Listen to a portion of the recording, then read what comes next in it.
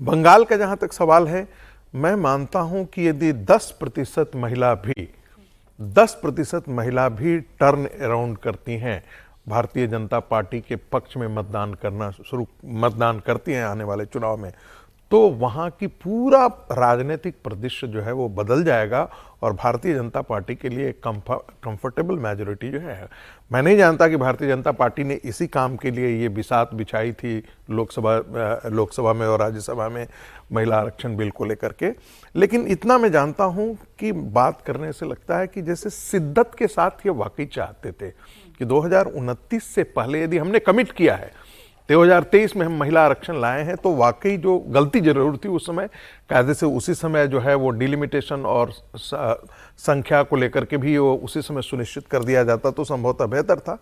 लेकिन मुझे लगता है कि अब प्रधानमंत्री की मंशा इस बात को लेकर के है कि 2029 से पहले किसी भी हालत में हम महिला आरक्षण को उसके अंतिम निकष तक लेकर के जाएंगे।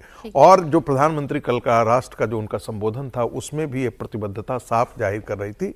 देखिए, पढ़ने वाले तो हर कोई राजनीति दृष्टि से पढ़ेंगे, तो अब आज हम सुन रहे थे, जब यहाँ पर स्टूडियो में आए थे तो अखिलेश यादव को सुन रहे थे, बोले महिला आरक्षण ये क्या देगी जो पार्टी में, और तमाम उलूल जुलूल फालतू बातें, एक भी मुद्दे से जुड़ी हुई बातें अखिलेश यादव के मुंह में नहीं आ रहा। राहुल गांधी को कल सुना तो चुपचाप ये डिलिमिटेशन, पहला लाइन ये था, इंडिया के इलेक्टोरल मैप को भारतीय जनता पार्टी बदल देना चाहती है डिलिमिटेशन के सहारे।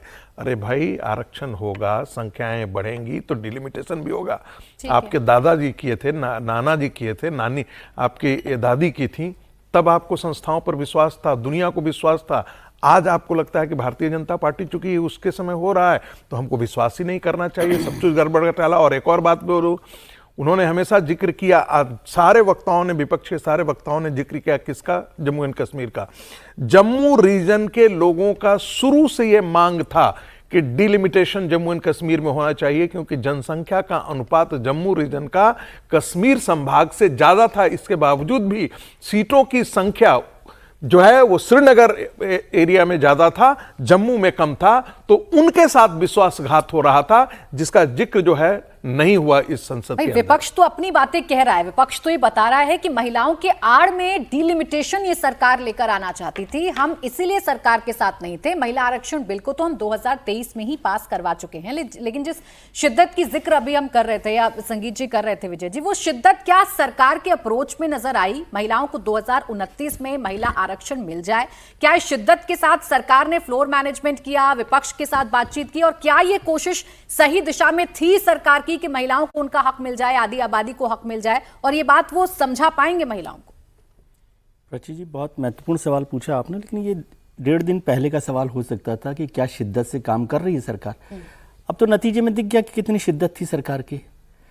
और मुझे इसलिए हैरानी है कि प्रधानमंत्री जितनी शिद्दत के साथ इस काम पर लगे हुए हैं, जिसको लेकर वो बार बार जोर दे रहे हैं, उस पर क्या उनके सहयोगियों ने वो काम किया? क्या उनके मंसूबे को पूरा करने के लिए सरकार में जो प्रधानमंत्री जी के सहयोगी हैं, मंत्री हैं, क्या उन्होंने इस पर काम किया? क्या फ्लोर मैनेजमेंट पर काम किया? क्या विपक्ष के नेताओं के साथ काम किया? कोई ऐसे बहुत सारे दल हैं जो सीधे विपक्ष के साथ नहीं जुड़े हुए हैं, उनको भी साथ लेने का काम किया। और ये इसलिए भी इम्पॉर्टेंट है कि 2023 में तो सबने महिला आरक्षण का समर्थन किया है, तो उनको वापस अपने पास लाना, अपने पाले में रखना इतना मुश्किल काम नहीं था। तो क्या उस शिद्दत से काम हुआ? नहीं हुआ, नतीजा तो दिख ही रहा है आपको।